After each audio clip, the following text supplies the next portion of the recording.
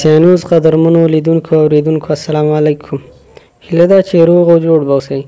پام وکړئ د دې مهال یو مهم خبر ته. د پاکستان لومړي وزیر عمران خان له اکسیوس سره په مرکه کې ویلي چې امریکا ته به هیڅکله په خاوره کې د اډو جوړولو اجازه ورنکړي. نوموړي زیاته کړې چې هیواد یې قطعا امریکا ته اجازه نه ورکوي چې له افغانستانه د ځواکونو تر وتلو وروسته د افغانستان د څار لپاره په پاکستان کې اډه جوړه کړي. عمران خان د خپلو خبرو پر دوام یو ځل بیا د افغان بحران په سیاسي حل ټینګار کړی او ډاډ یې ورکړی چې هیواد به افغانستان کې د سولې لپاره خپلو هڅو ته دوام ورکړي.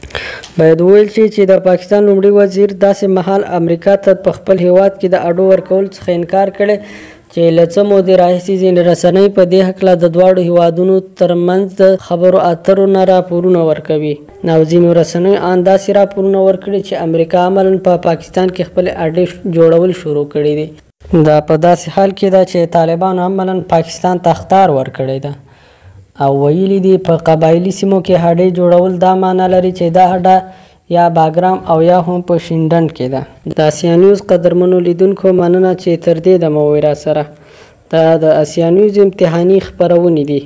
که چیرې مو ویډیو خوښه سوي لایک او که چیرې کوم نظر لرئ په کومنټ کې راته ولیکئ.